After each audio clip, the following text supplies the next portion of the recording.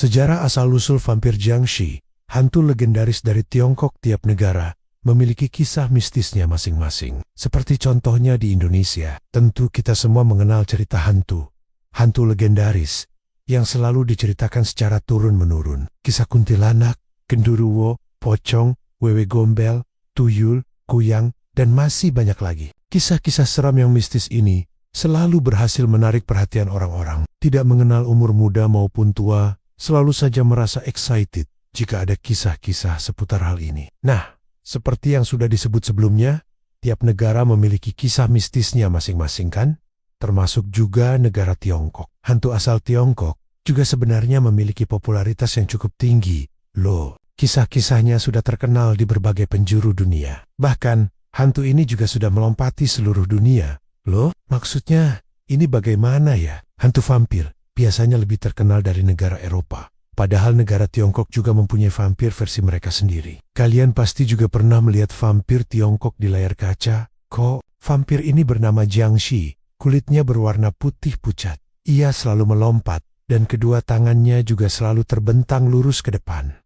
Sudah familiar kan? Jiangshi ini dikisahkan sebagai seorang mayat yang kembali hidup, berburu, dan menginfeksi manusia-manusia sejak ribuan tahun yang lalu. Hal yang mereka buru bukanlah darah dari manusia, namun hal yang mereka inginkan adalah ki atau energi dari seorang manusia yang masih bernyawa. Berdasarkan mitologi Tiongkok, kisah tentang Jiangshi ini sudah ada sejak 2000 tahun yang lalu. Pada saat itu, Tiongkok belum bersatu, dan Kaisar pertama Tiongkok, Qin Shi Huang, juga sedang sibuk menaklukkan negara-negara yang berada di sekitar kerajaannya. Yang harus kalian tahu adalah, dari penaklukan inilah yang menjadi pusat awal munculnya Jiangshi. Saat penaklukan negara-negara itu terjadi, banyak prajurit bepergian jauh dari rumah, dan mereka berada di garda terdepan untuk melawan Oasukan Qin Shi Huang.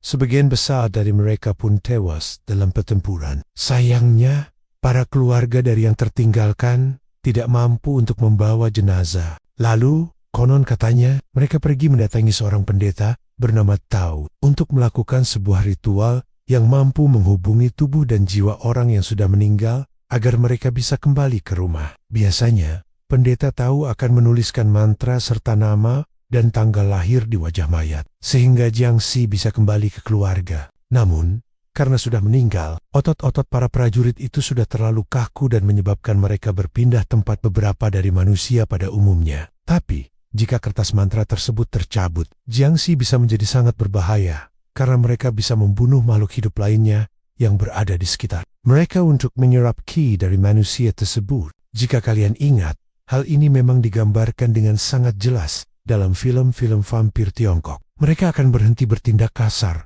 ketika sebuah kertas unik dengan tulisan Mandarin ditempel secara cepat di dahinya. Fun fact lainnya yang harus kalian tahu adalah Jiangshi memiliki arti harfiah mayat kaku. Sepertinya hal ini bukanlah sebuah kebetulan ya. Kisah ini cukup menarik, walau agak menakutkan juga ya. Kalau kalian tidak sengaja bertemu dengan Jiangshi, kira-kira apa sih yang akan kalian lakukan? Tentu saja, kalian akan berlari kan?